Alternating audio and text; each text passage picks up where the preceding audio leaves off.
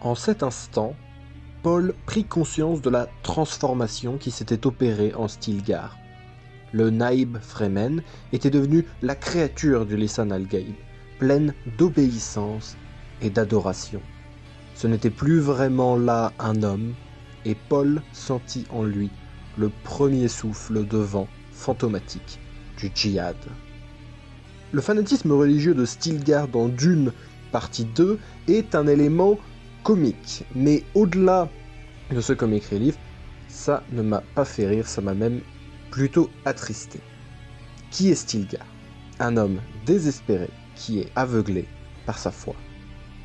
Au début de Dune, Stilgar est respecté, c'est un chef, il est admiré de Paul Atreides, il fait passer son peuple avant ses intérêts personnels, c'est une figure charismatique. Mais lorsqu'il rencontre Paul et Jessica, les légendes Fremen reviennent le hanter. Parce que Stilgar veut la libération plus que tout au monde. Il veut la transformation écologique d'Arrakis. C'est cet espoir qui maintient en vie le peuple Fremen, et Stilgar plus particulièrement. La libération de leur planète, la fin de leur souffrance, un futur enfin prometteur. Et la première pierre qui vient construire cette foi inébranlable de Stilgar en Paul, c'est quand il tue Jamis dans un duel. Un si jeune garçon qui arrive à vaincre un guerrier Fremen expérimenté, ça ne pouvait pas être naturel. De même, Jessica, au début de Dune partie 2, devient la révérende mère. Cela correspond à la prophétie. Cette scène, avec le Mahdi qui ne veut pas dire qu'il est le Mahdi, donc c'est le vrai Mahdi, cette scène, elle pointe le danger de l'aveuglement. Quand on croit si désespérément, et le terme désespéré n'est pas choisi au hasard, on peut voir un sauveur, un homme providentiel, dans quelqu'un qui ne l'est pas forcément. À sa décharge, Paul respecte à la lettre sa propre prophétie. C'est une prophétie autoréalisatrice.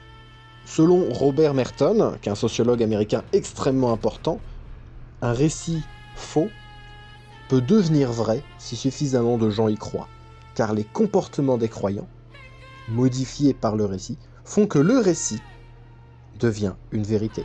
Un exemple type, c'est celui des krachs boursiers. Vous avez une bulle spéculative, les actionnaires pensent que le marché va s'effondrer, du coup ils retirent leurs billes, le marché s'effondre, ils ont provoqué leur crainte. Et on a toute l'histoire de Dune qui est là-dedans. La prophétie est un mensonge implanté par le Bene Gesserit que Paul va transcender et rendre vrai. Et les Fremen, désespérés, subjugués par les actes héroïques de Paul, y ont cru, et des milliards de vies furent sacrifiées par la suite. C'est ça la tragédie des Fremen et la tragédie de Stilgar, un peuple aveuglé, dont le destin a toujours été décidé par des étrangers, pour toujours plus de sang et toujours plus de souffrance. Mais, parce que l'espoir existe, l'aveuglement de Stilgar pourrait peut-être prendre fin avec le Messie de Dune, le 3e film de Villeneuve. Je n'en dis pas plus. Dites-moi ce que vous avez pensé de Stilgar dans les commentaires. Avez-vous perçu le côté tragique de son histoire? N'hésitez pas à vous abonner, à passer sur les Discord. Et à très vite, que le désert vous soit favorable.